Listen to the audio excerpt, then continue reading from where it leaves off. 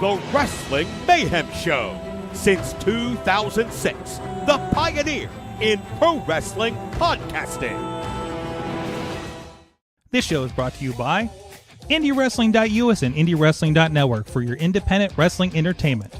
Slice on Broadway, supporting Pittsburgh podcasting with the perfect pepperoni pizza. Just wait, just wait, just wait, just wait, just wait. Wait for the perfect time, then attack. Don't give up what you want, take it back. Wait for the perfect time, then attack. Do what you got to do, make it last. It is the Wrestling Mayhem Show, episode 913. Tuesdays or so, we've been talking about professionalized wrestling. I'm sorry, it's the Monday Mayhem Show. This is actually pretty special, a little bit in my own mind, because this is actually the time slot and day that we had originally started doing what became the Wrestling Mayhem Show back in the day when I had a little Shoutcast server, old computer hooked up to my internet where we would broadcast and chat over an AOL Instant Messenger. I'm going all the way back to 2005 on this one. I don't even think we were a Wrestling Mayhem Show. But anyways, yes, we are in a special date and time because my travel plans have changed, and I decided let's do it in the studio instead of tearing half the studio out and bringing it with me. So with me on this magical late night Monday journey post Monday Night Raw is one Tony Kincaid, voice of so much of the wrestling around the, let's say, greater Pittsburgh, southwestern PA. No, western PA. Damn it. I keep forgetting about Erie. Can't forget about Erie. Well, I don't know why you're forgetting about Erie when Erie is such a big league.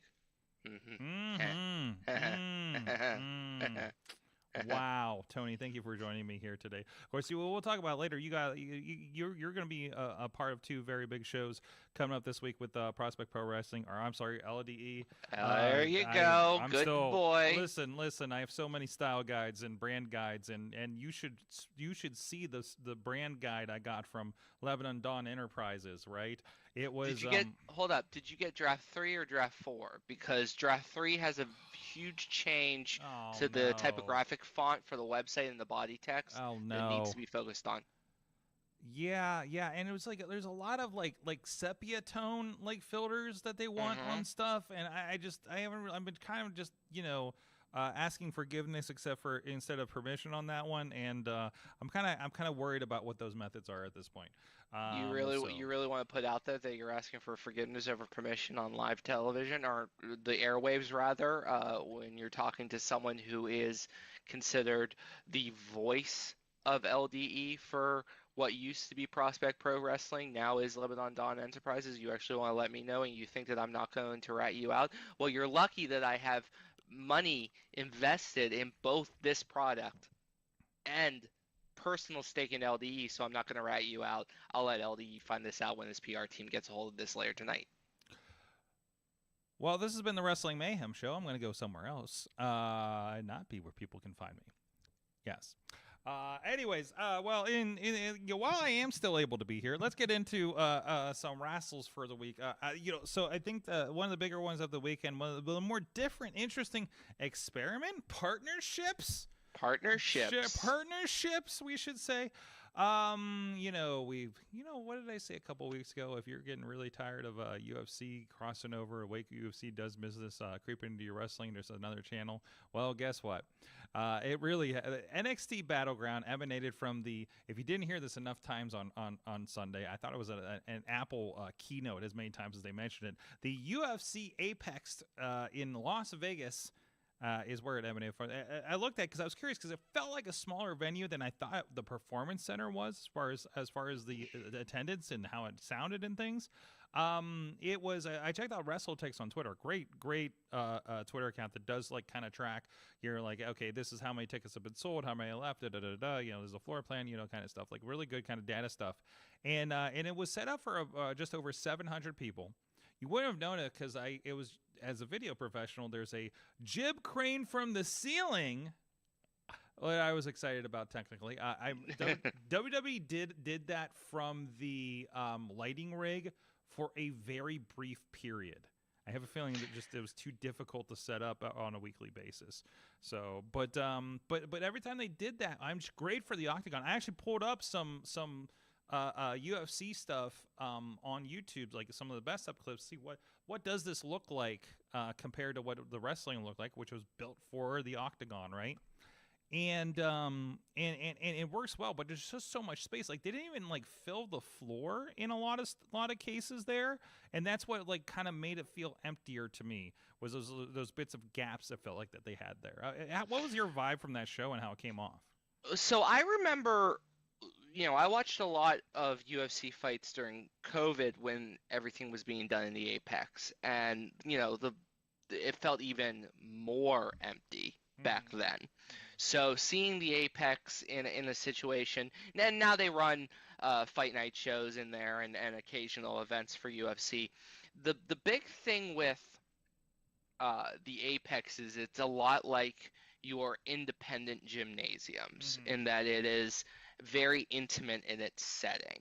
It can probably get a lot bigger than 700 if they really wanted to max the floor out. But I liked the sizing because it made it feel like when you were watching the matches, it felt like everything was being done sort of in a mini a black box theater is probably the best way to describe it. For anyone who knows theater, a black box theater is sort of and the theater floor is lower and everything is elevated above. So you have a top-down look going on. And I think that added a lot to a big match feel, gave a very interesting stadium feeling, arena feeling, while not risking a lot of crunch in trying to shove in as many people. It also, NXT is supposed to be a developmental area. This is a good place to experiment with different venues and get good ideas. Even if something doesn't work once, the Apex is in the TKO, the Endeavor portfolio. Yeah. Use it. Like, especially like if it doesn't work for a Battleground, if it doesn't work for a premium live event, sending NXT tapings over to the West Coast isn't a bad idea. I was thinking about that too. Is this a test run for them to maybe, move those operations to Vegas? Which that could very well be a thing. I mean, it made a lot of sense at the time when, WWE is a pretty East Coast operation coming out of Connecticut. Yeah. So going, that kind of hop to Orlando probably made a lot of sense. Now UFC, I think UFC is based in Vegas. Actually, it is. So maybe there would be, I don't know. Well, yeah, again, Stanford is still the WWE headquarters itself. But I wonder if there would be some chance for a partnership and shared assets there. As I mean, there's got to be training camps and God knows what for all the fighters and everything, and however else they manage that kind of thing. Could there be some kind of change to start shipping that? I don't know. Maybe that doesn't make sense because now you're talking about. You don't want to mix your businesses. Yeah, I guess too much. I mean, yeah. I mean, I've heard about other companies that kind of do that with their other affiliates, and it gets really kind of peculiar, on these. Well, so Peter, not to plug another podcaster, and I apologize to you, Sorg. I really do. I apologize. I mentioned 2 other podcasts that I was listening to on topic just tonight on the Awesome Cast. So like, it's okay. Like, there's other conversations. So on Cheap Heat, they were talking, and Dipperstein, who for those who don't know is also MJF's agent and is a big player in the LA market. And of course, everyone knows Peter Rosenberg if you've watched any of the pre-shows for WWE. They were talking about mixing this, and I agreed with them on this, is that you cannot dilute the market of UFC too much, and you can't dilute the market of WWE too much, because while they're both under the combat sport window, without saying too much, you know what I'm about to say. So you cannot have people thinking that UFC is on the gimmick, and you can't have WWE thinking people thinking that WWE is falling into the chute. They have to be 2 completely different combat sports. So some mesh here and there is fine, but you don't want to gray the area too much. So the Apex, if you want to start shooting West Coast shows or do like a WWE Developmental West and start trying to tap into the PWG market, Defy, up there, that's a good place to have there if you want to hit the West Coast market. Like, that is a great place to be.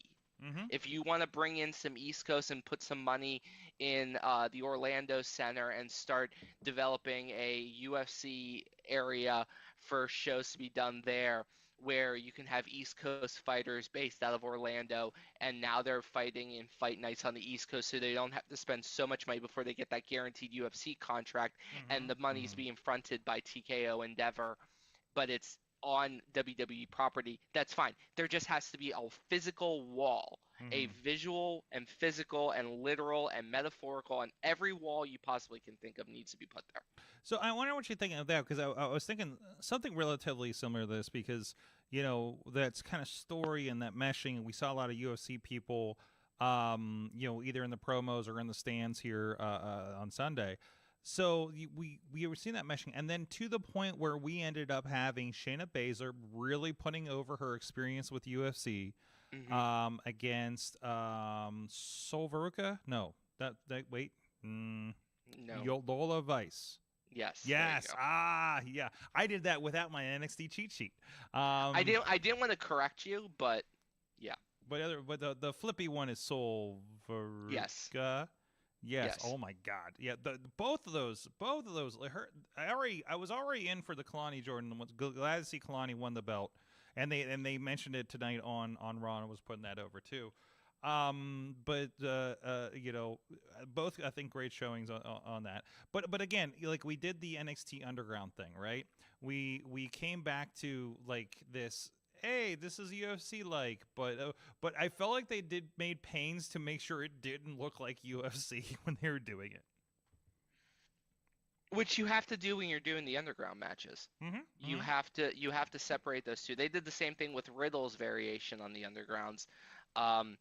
You know, you have to separate those two things, and it helps to a degree too that Shayna is just gosh, it's June now, so 2 months away out of Bloodsport, and had already established that to lean on, and both of them have UFC experience, so it's not that big of a suspension of disbelief, because both of them can legitimately like kick the crap out of each other, and neither of them is going to take it as an offense, because they're both combat specialists. Yep. You couldn't do that with Johnny Come Tuesday. Like, I wouldn't buy Trick Williams. No offense to Trick Williams.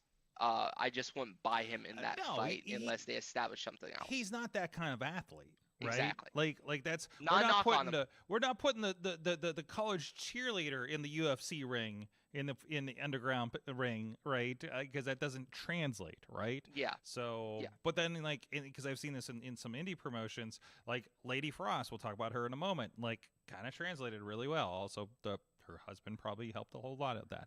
I mean, you and I have both had enough run-ins with Lady Frost and Victor to know that they could legitimately throw down. Oh yeah. Like, those two would fuck me up. I think Lady Frost could have fucked us up before she started training.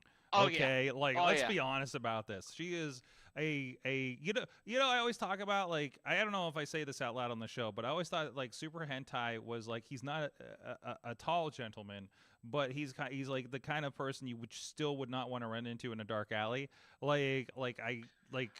Listen, like, Lady Frost is not a large lady, but she is a threatening lady if she wants to be.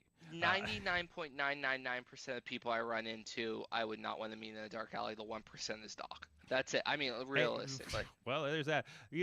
And that's before you know about murder gymnastics. Okay, like, seriously. But anyways, but no. So where were we going with this? I don't know what the point was. I mean, we were talking about, like, of pro wrestling and UFC. That's right. Yeah, translations between the two, and you know, there are certain wrestlers who can translate into that world. Sure. Lady Frost can do it 100%. Lady Frost is one of those people that can translate well into it. But on the flip side, her opponent from last week, Toni Storm, I really couldn't see do that. Even though I know, not Toni in this Storm iteration, but not in this not in this existence of Timeless Tony Storm. No. Although I know Tony Storm could throw down if needed. Absolutely, we've definitely seen it in past iterations. Like I would take the that first version of Tony Storm that I think we saw. Probably we all, for the most part, maybe first witness in probably a Mae Young Classic or something, right? Like that was just like, oh, okay, this is a badass, right? So, but no, it's really cool. So again, I see this show. I want to call this. There was a lot of gimmick booking, but there was a lot of gimmick booking on this show. And I think it's probably because we did want to put over the kind of showing off the UFC Apex Arena and all that kind of stuff too. But we did have Jordan Grace coming over from TNA, getting my three letters mixed up, coming over to TNA, trying to talk me into continuing to pay for TNA Plus after they canceled the YouTube's memberships. I was still sore about that. I didn't give them. They gave you 2 days. They gave you 2 days to sign up with a code to get the same price, $5 a month, before it jumped 2 months later to $10. It's like, well, what was the point, man? You know, like that seemed kind of rough to give me basically the same thing. I mean, between you and me and anyone watching this, listening to this later, the TNA just, for all the good things they do, they just every once in a while will just take a firm face back to Panda Energy, and you're just like, guys, stop that, you're doing so well. Like, and it's just like, oh man, and I was having trouble watching them to begin with, and that was just kind of the final straw. But then part of me is like, I should really be following them too. So, and not just the only service that I pay for that I don't really watch enough of. Looking at you, Wrestle Universe, looking at you, New Japan World, but or catching up on. I'm almost caught up on my Ring of Honor, by the way. So those shows thankfully got a lot shorter. So no more 2.5 hour Ring of Honors to try to sit through. So, but also they're really they're way more watchable. They're tightened up. I don't know. It's almost like they got a really good editor over there. Wink. So. Hey friends. Anyways, so he's probably worried about me not texting him things that I think about what I thought of the show every week. Hey, listen, the amount of people from TNA that have helped me in my career, like you know this, like there are some guys over at TNA that have sat down with me and gone point for point, bar for bar on matches to make me better. So like I will always have a soft spot in my heart for TNA and its producers and its non-wrestlers and its wrestlers for the amount of effort they put in to making everything go below them. So I love them. Another personal note that leads into another point I want to make about last night's show, Sunday night's show. They have been playing a lot of stuff in between matches last night. Like there weren't a lot of matches, but it was just like, God, this is terrible for the people sitting in the stands, right? Right? Like they were playing a lot of just random interstitials. Like you had a top 10 moments of the announcers cam kind of situation. I'm like, what are we doing here? How many ads are Peacock putting on this thing, right? Because that's what they're doing. They're covering up the ads. But I did appreciate they did a WWE 27 or 24 clip where it was Kevin Allen. What Kevin Allen? Fuck, Kevin Owens. A cousin of Kevin Owens. Yes, it's the almost cousin of. He knows where El Generico is. But no, they did a clip of that and Finn Balor, and I'm just like, I kind of perked up. I'm just like, I know this fucking voice, and it was I think it was Rich Berman or something at the time, right? But Rich Bocchini, who I've worked with several times, and it's the first time I've listened to one of Rich's matches from when he was there at WWE, because it was just like another Joe Schmo announcer as far as I was concerned at the time, right? Like he was like, okay, hey, here's rando guy number 7 at NXT, right? So that's not a slight on Rich, by the way. This is the one clip he's going to finally watch of this show, by the way. Just like the clip of me saying that I want to be a evil Joe Dombrowski, and it's the only thing Joe knows about me. Yep, exactly. So that's the clip he got tagged in, right? So somebody's gonna pull this and tag Rich. I just fucking know it. I don't even know when I'm going to see the dude next, but oh god, he'll probably be here this in Pittsburgh. He might actually be in Pittsburgh this weekend. I don't know. Anyways, that's not the point. But no, but still, other than that, like it does feel weird how they're formatting the shows, and I don't see that the main WWE shows have been like this. Although I think I've been watching most of them after the fact because of the schedule and the daytime stuff, and I'm usually working a show and stuff like that, right? So that was, I don't know. I didn't know if you had a take on that, if it did feel weird to you too. I mean, I was really just kind of watching it myself. I had just gotten in from my trip and like 10 minutes to spare. So I don't know. Yeah, I mean, covering up cuts is. I'm gonna say something that you harp on me all the time is we have to have points where the segment ends, right? Mm-hmm. So you have to cover up those segments, and of course those gaps are larger in it. Mm-hmm. Peacock is the ones that are selecting these ads, and WWE doesn't want to be running an ad for some random ass show that they don't want any relation to, so they have to do these little package pieces together. Yeah. Sometimes you run out of ideas on these package pieces. It is what it is. It's still there. It's still promoting the wide brevity of what mm-hmm. Peacock, formerly the WWE Network, has on their stuff, and it's gotten larger and larger. So mm-hmm. It did take me a little bit out of the show. Yeah. But probably less than your average watcher because I know why they're there. Mm-hmm, mm-hmm. And that's a good time to, get a drink, get popcorn, go to the bathroom, things of that nature. There had been a good 5 minutes plus between every match. But I would rather have those 5 minutes in between matches than have people taking a break during women's wrestling. The old trope of the women's match and the death spot match being the piss break matches. Let's give pseudo intermissions into these WWE, AEW shows, New Japan. Let's let people stretch their legs for a few minutes. Mm-hmm. I think wrestling as a whole would be a lot healthier with an intermission at the major levels. Sure. Yeah, to a point, and sometimes there kind of is. That was I remember Puffy's musical performance was when I got to pee at WrestleMania 29. But and I think it's maybe a different thing. Maybe you just don't have the assets or something because it's NXT. Because I my understanding is when we usually get like the flashback packages leading into matches like at main WWE shows, that's when they're running the ads. The non-premium users don't get to see the lead into the match anymore.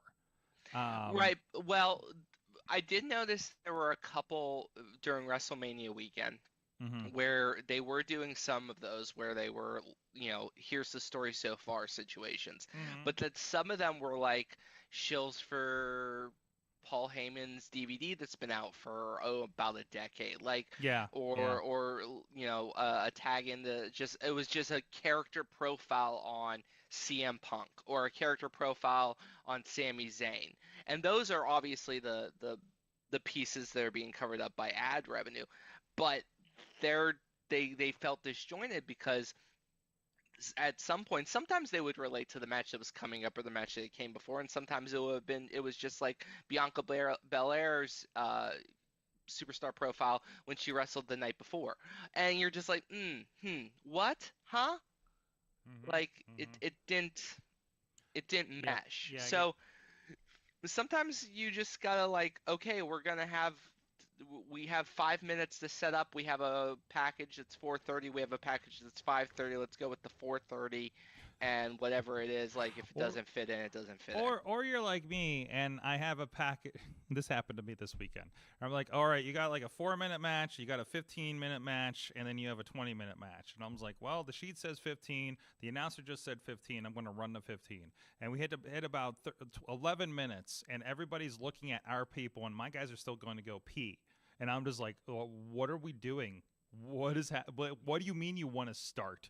I'm like, is he talking to you? Is he saying he wants to start out there? That kind of thing. But production, I guess. So. But that's why, I bitch about it all the time. Is that production is at our level, and we have it pretty well under control here. to peel behind the curtain a little bit more, while I don't work for you, I work very closely with you. Doc Yeah. works very closely with you. Yeah. So we're constantly in communication about production and Mhm. minutes and all that stuff.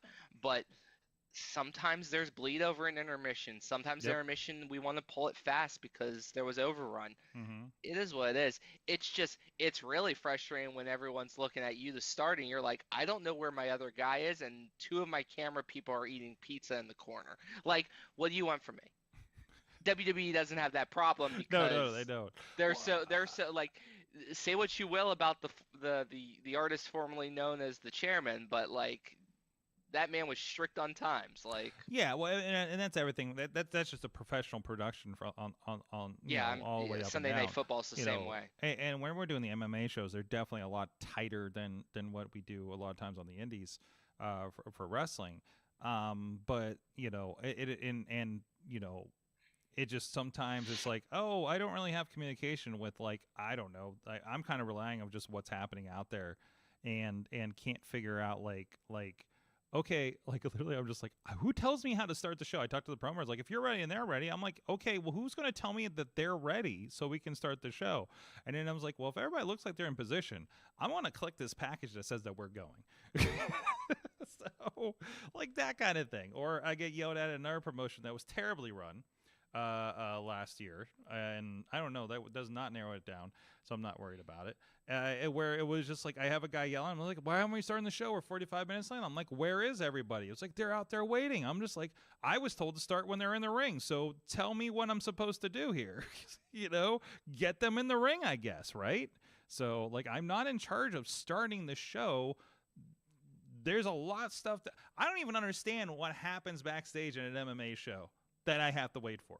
And I don't care. All I care is the people come out. Like, I just got to know, are you done? Is the doctor done? Is the commission done? Great. Let's fucking start this show. You know, yeah, kind of we're on the television side of things. We don't really need to know the ins and outs of the... I'm not the boss here. You know, if No. you want me to be the boss here, I'll crack the rip. But I was not under the impression that I was in charge of this whole situation. I was in, you know, and you did not communicate me to the point where, listen, there's two kinds of shows. It's late. I'm tired. I'm old, and I work with fucking wrestlers. Okay, and it's Monday night. I don't give a fuck right now. And these bakeries not open right now. Yes, and this is not a complaint. I loved Maverick MMA. I worked with it this weekend. The new people at the commission, I'm loving working with so far. You don't need that to be an asterisk with this so far, but but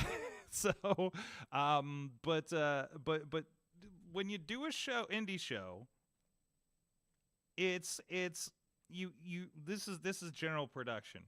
But if you have a live audience and then you have a streaming audience, most professional wrestling shows that you see that are not on, like, hell, some of them are on Fight TV, that are not on a major thing, that are not TNA, that are not AEW, that are not WWE, not New Japan, they plan the show for the fans of the audience, but they're not thinking about the people outside, right?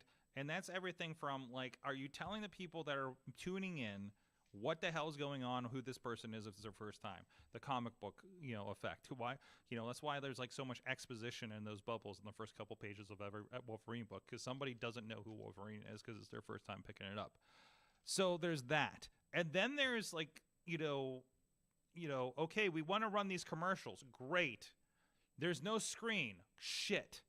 There's no communications with the ring announcer. Shit. So now you're trying to run these 30-minute spots, and the ring announcer has no communication to know when the hell he's supposed to come back. They're vamping with the audience, maybe they're throwing t-shirts. You come back in the middle of the promo going on, and nobody, like, what's this weird shit that I'm coming back to? Or we're already sending the first or second person out, and you break into that. You know, which I'm told, which I think Rich of all people told me that was okay, but it bothered the hell out of me for coordination. And I was just, you know, and then you have shows where it's just literally you sit there and everything the live stream sees, you see. There's a screen, there's promos, you all see the promos, right? 2PW. Actually, 2PW would be the one that does this because they present a lot of things on that screen, right?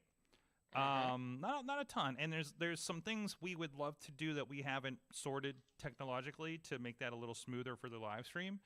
But again, hey, there's going to be this promo. Okay, everybody sees the damn promo, right? Hey, there's going to be promo. Great, there's no screen. That means nobody in the audience knows your story of what you're trying to put over. Right, or vice versa, like that kind of thing. Sorry. I mean, we like if we're gonna segue into 2PW, let's segue a little bit into it. Is that we had a couple videos pop up last show of just news clippings, that like was weird. The weirdest things, and I remember going back to you and being like, "What was that?" And you're like, "Hell if I know," like, and no one knew. It was a live jack in, like those things shouldn't happen, but they do sometimes. QR codes happen, things happen. It's wrestling, like you just expect it. Like I'm interested to see if they continue, if it was just a one-time glitch. The building we're in, the Worthington Civic Center, is old. Maybe someone was trying to like download something over at the freaking popcorn stand and got their wires crossed. I mean, things happen. The billboard might have went on the fritz. I don't know. The billboard. Yes. But anyways, so there is a lot going on this weekend. But here, let me give a quick plug before we get into that. If you are interested, yes. No, that's a good idea because I was really, really starving for some Slice on Broadway, so I'll wait for that one. Oh no, we're doing the indie wrestling one, so. Okay. But yeah, indiewrestling.us. We got 3 live shows happening this week. Of course, we have the Thursday Night Fights. It's our training show. We try out some cool stuff. And honestly, I'll be watching all these remotely myself on the Indie Wrestling Network because I ain't in town. I'm going to be out in Michigan doing some work of a non-wrestling capacity. But I'll be checking out what's going on Thursday Night Fights. Of course, we're talking about, Prospect Pro Wrestling. Lebanon Dawn Enterprises is going to be having the show. I think it's Full Control, if I'm not mistaken, here on Friday. And where nope. What? No, that was an earlier one. That was an earlier one. Pay your respects. Pay respects. There you go. That's it. That's going on this weekend, and we'll get into that in a moment. But also, we have RWA's show as well that's going down. So we'll talk about those in a moment. A lot of movement there, but go check it out, indiewrestling.us. Hell, Pittsburgh, you got a lot of choices. You could make it a 4-day wrestle week if you really want, outside of network. And I have no problem. You mentioned podcasts outside of the network. I will give props to our friends over at Enjoy Wrestling. I got 4th row tickets myself. I'll be checking out what's going on there. We're going to see. First, I want to give shout outs and good vibes out to Edith Surreal, who I think suffered her 3rd concussion from the note that I saw a few days ago, and is going to have to indefinitely end in-ring action, which means that the Enjoy Championship is become vacated. Sunny Kiss was going to be the opponent. There's going to be an opponent for Sunny Kiss for that vacated championship, which I believe we will find out Sunday, according to the Facebook post I think I read today. So that's going to be an incredible one. Runway against Tyler Breeze, was it Breezango? I don't know if we can officially use that term. I've been calling them the fashion police. Fashion police, thank you. Yes, absolutely. A lot of great stuff's going to be happening there. Definitely check them out. Stage A, wrestling back at Stage AE. Like, that's the first time, I think, since before COVID when Ring of Honor and NXT ran down there. That's fantastic. And a local company doing it. So much respect for that. But otherwise, we do have a lot that's going on. Again, Thursday Night Fights, a lot of crazy stuff happened there. We had like a crazy long show. Like, a lot of people showed up last week, the Thursday Night Fights. And we were, of course, testing out some new things there as well. That's what we're doing. I think we have some new faces might be coming in as video ops to work with us. And if you guys are interested in training, hit me up at Sorgatron on the social medias, and I can give you information for that. But let's start with Friday night. We do have Pay Your Respects from Lebanon Dawn Entertainment. Of course, you will be on the mic for that one. So what are the kind of the top prospects? Why should people be tuning in or coming up to Worthington for the show? Oh God, there is man.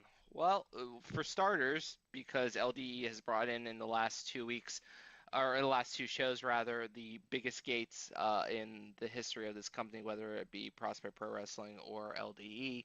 Um, things have been going incredible. And we have a new champion, Preston Everest, successfully cashing in his Wally White Memorial Trophy, doing it in a very incredible way to become the new top prospect champion. That pissed off some people.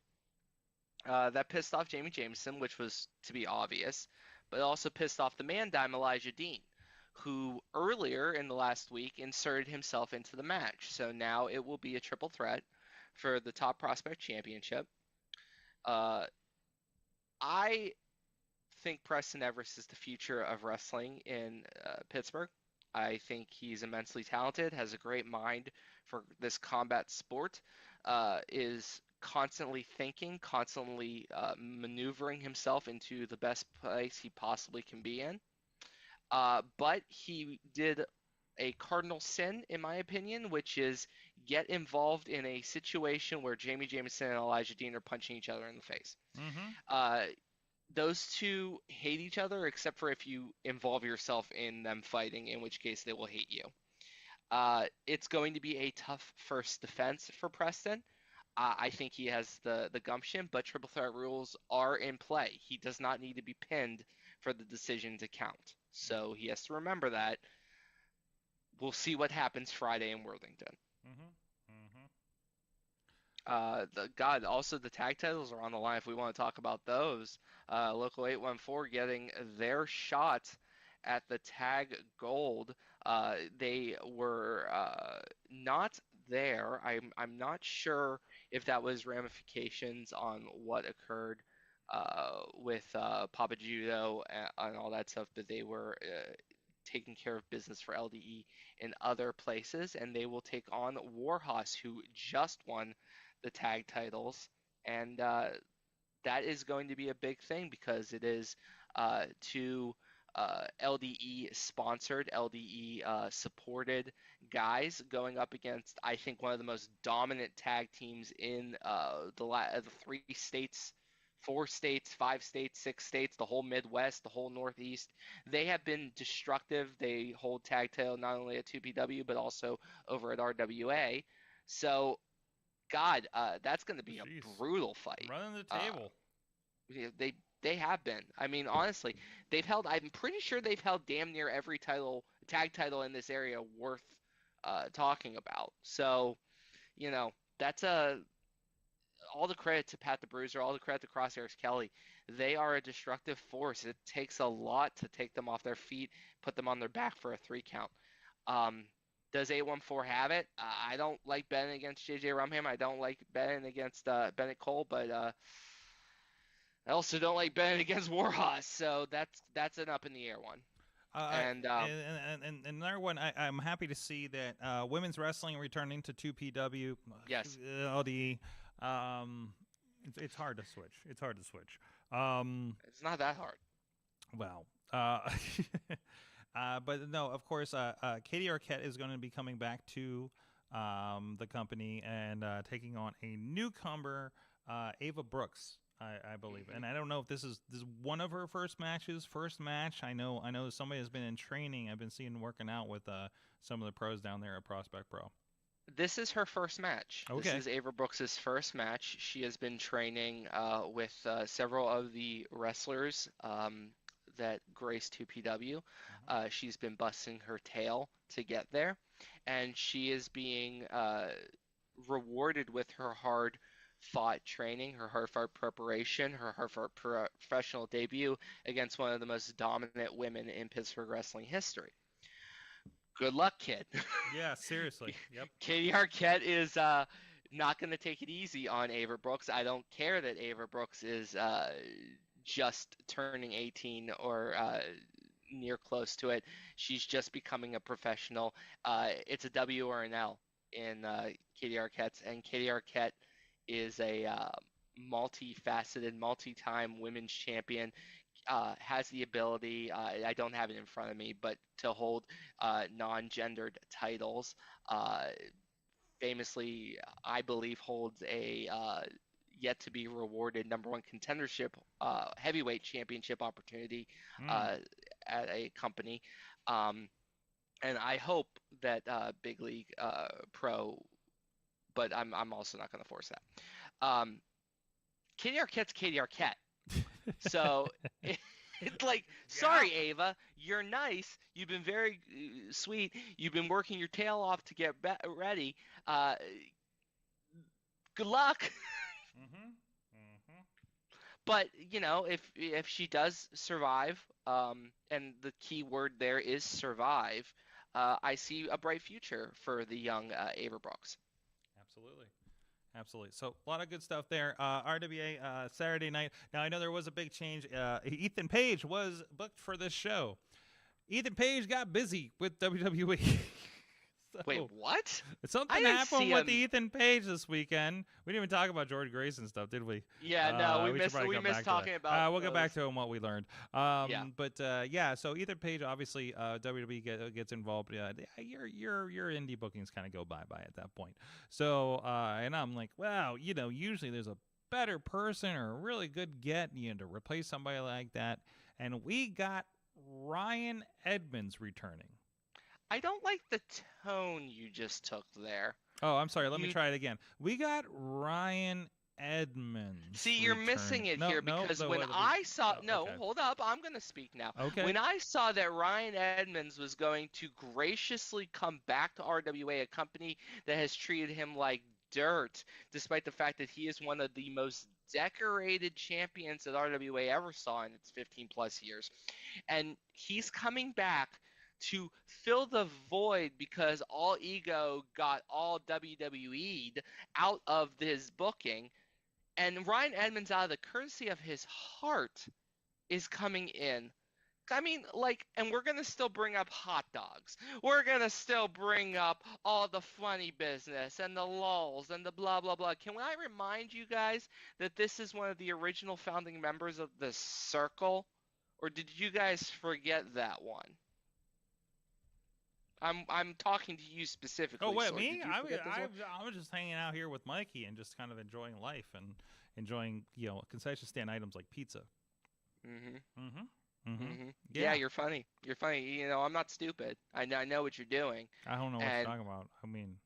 No, yeah. Yeah. You coffee or you tired? It's really late. I mean. We are lucky to have Ryan Edmonds step up to the plate in such a manner. Well, we're lucky. John McChesney's lucky to have an opponent, and I'm curious because this is, I believe, a first-time meeting. John McChesney and Ryan Edmonds. Yes, they have never wrestled before in the history of, which is insane to me. Insane to me that these two with such an amazing careers have not faced off against each other. That was kind of shocking to me. First time for everything, and we are lucky to have it in West Newton, Pennsylvania, although we are unlucky to be in West Newton, Pennsylvania. As long as you stay clear of that subway. Oh, that subway sucks. Yes, just ask Ricky Morton.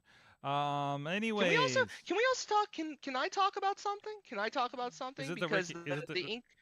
Go ahead. The ink just dried on this 48-ish hours ago and was just announced 6 hours-ish, 12 hours-ish ago. My guy, Beastman, will be going up against Eli. This is Eli for the No Limits title. Oof. You can find that if you want to. Yep, there you go. Hey, look, you're in the corner. Look at you. Yeah, I need a new photo. Actual size. Oh. Next to Beastman. Okay, that's fair. Yeah. So we are going to have an opportunity to take that title.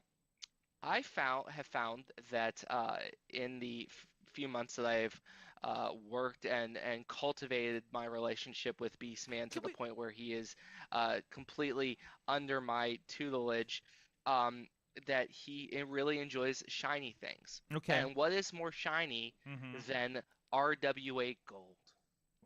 They literally polish the belts before every show. They do. Yeah. It reeks. They are. Yeah, it does smell, but they look nice. They look great. And I think that the No Limits title would look great around Beastman's waist and in Beastman's mouth. Let's be honest, it will be in his mouth. And listen, a lot this of things is not in his enough. mouth. A lot of things in his mouth. Trust me, I'm the one who with the jackets. This is not a knock on Eli, and I want to talk to Eli right now about this. Eli, I've watched you since you came up. I have seen you do things that humans shouldn't be able to do because gravity exists, and you do them anyway. I have seen you go through multiple incarnations and become who you are today. You went from someone who was behind Project X to become your full-fledged man. You are no one's second. You are Eli. And I am immensely proud to be able to have called your career up until this point. It's too bad it's over, because on Saturday, you are running up against a man who doesn't feel fear, who doesn't feel stress, who doesn't feel anything other than destruction. Beastman will run you over. Big train, keep on rolling. Good job. I love that move. That cannonball splash, that's a great thing. Try to cannonball a man who is a literal destructive force running at you. You can't fly when you're sat on by a monster of the Appalachian Mountains. That's what Beastman does. He took Lance Archer to the limit. Good luck, kid. First of all, I think you say Appalachian weird. Second of all, tell me more about this relationship with Beastman. It's great. I mean, how do you communicate? Like, I mean, I can't. Does the Beastman have a phone? I cannot imagine the Beastman calling you randomly almost every day with just, you know, the most interesting tidbits and questions about things about wrestling promotions or anything like that. I cannot imagine that kind of situation, what that must be like for you. This is dead air for those who are wondering. It is none of your business how I handle my client. It is none of anyone's business how I handle my client. The only business that matters is the business that occurs in the squared circle. Beastman is doing great. He's doing phenomenal. He is doing masterfully. He has an opportunity at Championship Gold. How much else could you want as a professional wrestler? How much could you want as a person? Beastman is a person. I have more Beastman questions that I've always wondered about and never got an answer for this. Okay, so I just want. I mean, you're the person that knows now. You're the person that knows the intimate details, and I haven't known somebody that's known the intimate Beastman details such as you. You know, I mean, you probably know more than a significant other for a Beastman. You know what I mean? Like for instance, like how does the Beastman get to the venue? Does he have a driver service? Does he come via foot-propelled car? He gets there, however he gets there, and I don't ask questions about it. He just arrives? How do you notify Beastman of bookings? He arrives when he needs to be there, and I don't ask questions about it. Is this more an instinctual thing? Is it like migration? Is he like Canadian geese? No, but when you are a person of the power that is Earth, when you have lived on this plane for as long as when you have been such a destructive force as Beastman, you know where war is coming. You feel it in the ground. You feel it in the wind. You feel it. You feel that the hunt is on. Okay. He knows that the hunt is coming Saturday. Is Beastman more of an Encino Man situation or more of a Hercules in New York situation? He's more of a, you keep asking these dumb questions and you're going to find out personally what Beastman is like situation. Don't want any of that. Oh, well, good thing I'll be at least 3 states away. You think that's going to protect you? Because once we win the No Limits title, I'm sending him up to Dearborn. It's a good thing I'm not in Dearborn. It was the guess I had. It was like the guess. I don't know where Dearborn is, but I'm pretty sure it's not where I'm going to be. But it's definitely in the wilds. All right, a lot of stuff going on. Again, rwalive.com, prospectprowrestling.com for ticket information. Of course, we will have everything at indiewrestling.network, indiewrestling.us YouTube page for subscribers over there. There will be a free preview. There should be a free preview, the first match or two for each of those shows. Waiting for information for that before we can officially tell you what's going on there. So go check that out. Well, at that point, we will, because I know you've been waiting for this, is the we'll give a shout out to our friend Slice on Broadway. Not so much tonight. We got a late weird show and nobody in the studio, But when Tony comes down, we do bring in the Slice on Broadway. I know Megan was in here last week enjoying it. New York City Stallions are made. Give a shout out to our friends right up the road. The original, the OG Slice on Broadway here in Beechview, right up the tracks from us. And, of course, multiple locations around the area. I grab some White Claws there every once in a while, so as well. So check them out, Rico and the guys, supporting some great stuff. Of course, some other projects that we've been involved in around, not wrestling. Yet the industries are similar to wrestling, but I won't get on another rant. So go check them out, sliceonbroadway.com. Tony Kincaid. Yes. What did you learn from wrestling this week? Oh, good Lord. I learned that the TNA Knockouts title, people keep trying to grab that. Like, that might be a hot commodity. And honestly, like, how cool would it be if we could swing it somehow to have the title maybe defended? Maybe have some different titles. Maybe have the NXT title. Maybe have a title versus title. The possibilities are endless. This partnership changes so much. And I also learned that I really want to see Drew McIntyre and Joe Hendry reignite their rivalry. Absolutely. Oh my God, would that be fun? So I kind of to tack onto there is a TNA show if you sign up for that new TNA Plus. This Friday they're doing that, and there's going to be a Jordan Grace TNA Knockouts World Championship Open Challenge. So keep an eye out for that. Also, another thing I've learned, and of course this has been something that I've been keeping an eye on heavily in pro wrestling, is the latest QR code that popped up on Raw tonight has started giving a countdown, and that countdown once again references June 17th in Corpus Christi. We've all heard the rumors. We all are kind of believing that this is going to be the remnants of those who followed Bray Wyatt. As someone who was destroyed when Bray Wyatt passed away, to see this next incarnation of his vision that he had with his brother, what he had with so many other people in pro wrestling, I'm excited to see. I wish it wasn't in Corpus Christi, because Corpus Christi's crowd sucks. So I'm really hoping Saturday at Clash at the Castle we see something too. And I'm excited for this week in wrestling, because there's a lot of good wrestling going on this weekend. Yep, maybe a little tease maybe on Saturday with Clash at the Castle. We didn't even talk about that. That is happening. What I learned is earrings are dangerous. So Jordan Grace being anything with ears in wrestling is dangerous. But go on. Oh yeah, because Jordan Grace lost an earring, ripped out of her hair, and I loved, like, Lady Frost was actually saying, like, that probably hurt worse than any bump that she took during that match too, which, yeah, I could see that.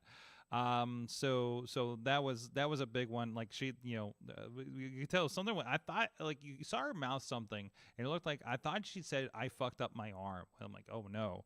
But I think it was, "I fucked up my ear." So, and did you notice that the earring was stuck in Roxanne's leggings for like another half of the match? It made me realize a bunch of things. Seeing that injury. First of all, I am squeamish as all hell to ear injuries, apparently. Secondly, Roxanne Perez is a pro. Jordan Grace is as a pro. I already knew Jordan Grace was a pro. Like, anyone who didn't know that Jordan Grace was a pro wasn't paying attention or was stupid. And I'm on the internet a lot, so I know it was mostly people being stupid. The fact that they were able to wrestle a match when, quite honestly, like, ear injuries are rough. I mean, read anything when Mick Foley talks about losing his ear and how terrifying and hard it was to work with that.